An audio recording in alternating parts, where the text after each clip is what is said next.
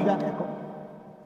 আরে এখন দাঁড় করা না, এখন বল বেটা, তোরা বেটা দাঁড়া, নাকের নরম জায়গায় পানি কেমনে পৌঁছায় এখন জিজ্ঞেস করেন। 100 ছেলেকে দাঁড় করেন, আপনাদের সামনে প্রমাণ হোক, ওরা বলুক, এখন বলুক। আমি চ্যালেঞ্জ করলাম, এখন বলুক।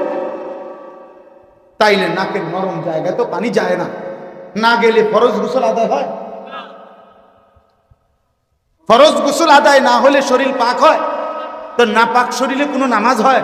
তো হে কি নামাজ করি, হের নামাজ করি, তার আল্লাহ কই, তার আখেরাত কই? হায় রে বাপ, আয় হায়, আহা,